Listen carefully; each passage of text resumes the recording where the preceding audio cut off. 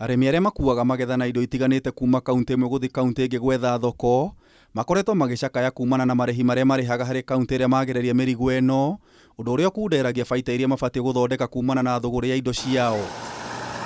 No rĩu kũrĩ na mweneni wa arĩmi na onjoria aya gũkenerera thigino yao thutha wa ũiguano ũrĩa ũkinyanĩirio gatagatĩ ga thirikari nene na cia kaunti cia atĩ arĩmi aya rĩu marĩbataraga kũrĩha o rita rĩmwe magĩkua indo no ti harĩ kaunti ĩrĩa maragerera. Of course, the main highlight of our meeting today is that for the first time since devolution started, we have now agreed that we do away with double taxation.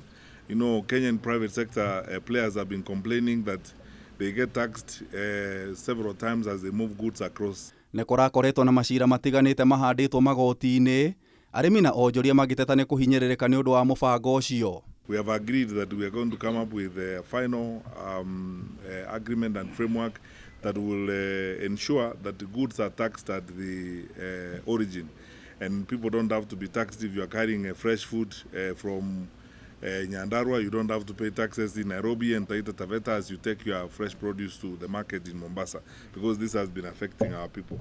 Hamwe na arĩa matanyĩtwo kũgunĩka na njĩra nene kumana na ũiguano ũyũ mwerũ, na arĩa magũraga waru kaunti-inĩ citiganĩte, arĩa marakoretwo haceke kumana na kũnyihio gwa gĩthimi gĩa ikũnia rĩa waru nginyagia kilo 50, na ningĩ kuona nĩ magataga marihi ma ũkui wa waru ma mbeca citanyihĩire 7,000. Rĩu Kanju ya mangabana ĩkĩonekana gũkenerera itua rĩrĩ rĩrĩa rĩgũtiga mũrĩmi akĩgunĩka na njĩra nene. And it's a big win for Kenyan farmers and especially for the horticultural sector as it were. We have agreed on issues related to double taxation.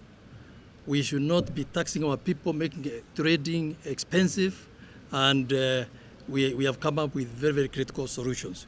Maya magĩthiaga na mbere, Kanju ya mangabana na thirikari nene nĩ maiguithaniirie bata wa kĩgĩna gĩa thirikari cia matũũra kũrekagĩrĩrio ihinda rĩrĩa rĩagĩrĩire na bata wa kũnina macira marĩa marĩ igoti-inĩ gatagatĩ ga thirikari nene na cia kaunti. We have agreed on issues related to the delayed payment of funds to the counties, and we have come with the way forward. And for the first time, the Treasury has done its best, especially this month. And now is a question of implementing the funds they have given us up to May, and we're happy with that. It's a little bit of a frustration that, you know, we are two levels of government in one country, and then now we take matters to court when we can very easily meet as brothers and sisters and resolve those issues together. Ngĩribotera Kameme TV, Njeta Gĩtaũ wa Wanjikũ.